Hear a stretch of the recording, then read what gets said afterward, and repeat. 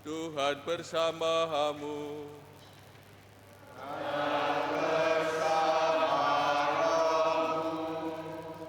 Inilah Injil suci menurut Yohanes.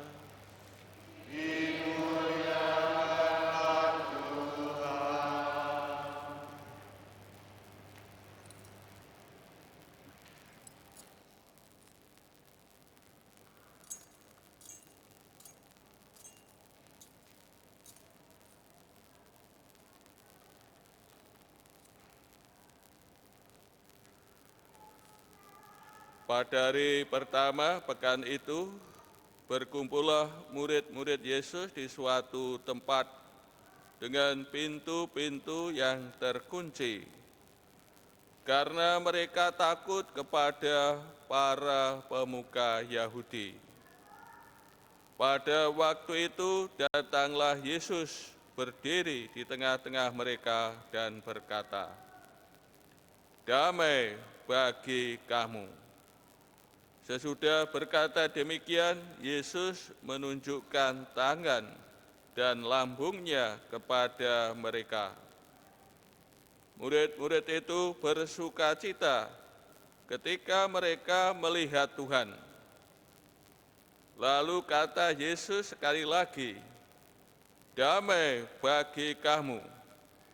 Sama seperti Bapa mengutus aku, demikian juga sekarang aku mengutus kamu."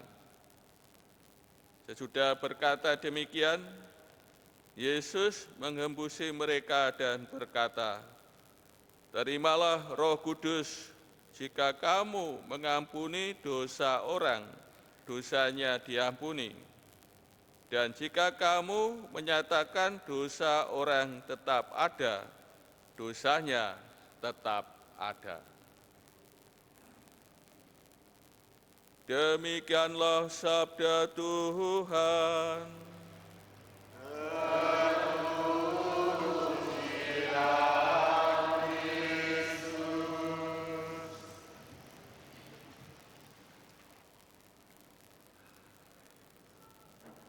Saudara-saudari yang terkasih, Pentakosta adalah mahkota Paskah. Ini mahkota ya, Paskah ini Pantekosta, Pentakosta. Maka hari ini kita merayakan hari Pentakosta ya. Kita memahkotai perayaan Paskah yang sudah kita rayakan ya 50 hari. Di sini ditunjukkan ya keagungan Paskah ya. Keagungan dari Tuhan kita Yesus Kristus yang sengsara, wafat, dan bangkit. Keagungan akan peristiwa ya, penebusan Tuhan ya bagi kita manusia ya, kita dibebaskan dari kegelapan, dari perbudakan dosa ya, dari maut. Peristiwa ini peristiwa yang agung. Maka untuk merayakan Paskah ya perlu persiapan ya 40 hari. Dan merayakan Paskah sendiri ya selama ya 50 hari. Dan Pentakosta ini sebagai ya, mahkota dari perayaan Paskah kita yang sudah berlangsung ya 50 hari. Kita merayakan sukacita Paskah ya, kegembiraan Paskah, kebahagiaan Paskah karena peristiwa ya, penebusan kita, Tuhan yang telah wafat dan bangkit untuk kita manusia. Dan peristiwa Pentakosta ya, sebagaimana tadi dikisahkan ya dalam bacaan pertama ya, dalam kisah ya para rasul ya, para rasul berkumpul bersama di suatu tempat ya, dalam suasana doa. Kata di ada bunyi, ada penglihatan, dan semuanya memenuhi tempat para rasul berkumpul, dan mereka dipenuhi dengan Roh Kudus, dan mereka mendapat karunia bahasa, ada mujizat bahasa. Bagaimana bahasa diberikan, kemampuan berbicara diberikan kepada para rasul. Pada waktu itu orang-orang Yahudi yang saleh dari berbagai tempat bangsa berkumpul dan menyaksikan apa yang terjadi, peristiwa Pentakosta ini. Para rasul berbicara dengan berbagai bahasa, dan apa yang dikatakan oleh para rasul ini dimengerti, dipahami oleh orang-orang Yahudi dari berbagai bangsa yang berkumpul di Yerusalem. Mereka mengerti, memahami apa yang dikatakan para rasul soal perbuatan-perbuatan agung Allah. Ini yang terjadi peristiwa Pentakosta, ada mujizat bahasa, dan para pendengar memahami, mengerti apa yang diwartakan oleh para rasul. Saudara-saudari yang terkasih, peristiwa Pentakosta ini kebalikannya dari peristiwa Babel, Menara Babel. Sebelum orang-orang membangun Menara Babel, mereka berbicara satu bahasa, saling mengerti.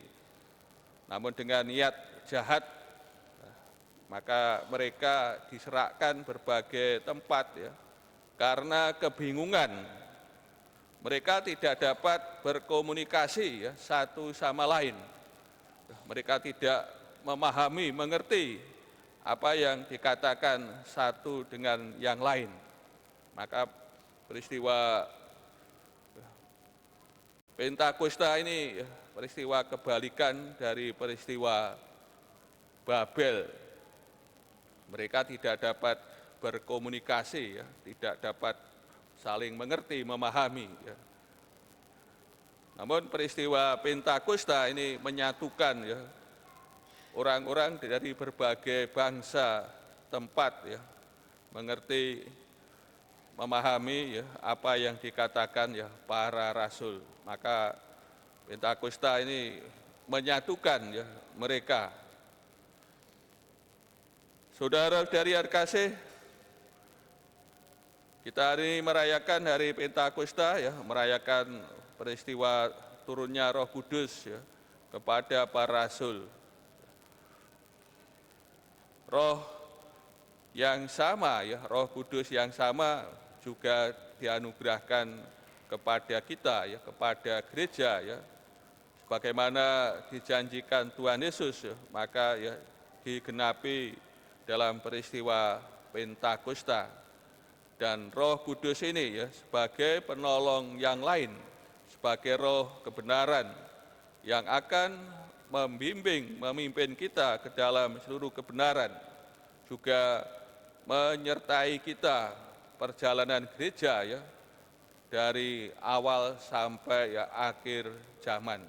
Maka sekarang kita mengalami penyertaan Tuhan, penyertaan Allah dalam rohnya, dalam Roh Kudusnya, yang senantiasa membimbing kita, menyertai kita, memimpin kita, mengajar kita dalam hidup sebagai murid dan juga sebagai utusan Tuhan Yesus untuk mewartakan kabar keselamatan, kabar sukacita kepada segala bangsa.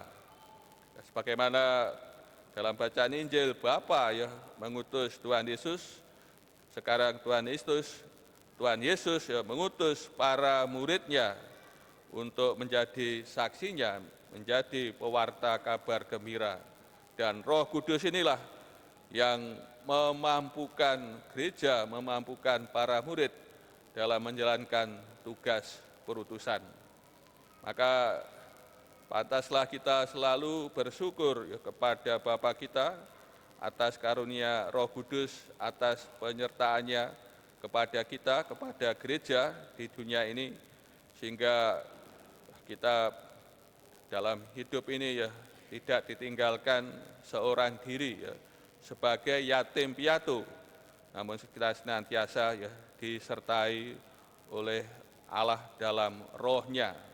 Dan ini yang benar-benar memberi kekuatan kepada kita, yang mengarahkan kita, memimpin kita, ya, menolong kita dalam hidup di dunia ini, sehingga pada akhirnya kita mampu sebagai murid-muridnya yang diutus oleh Tuhan Yesus.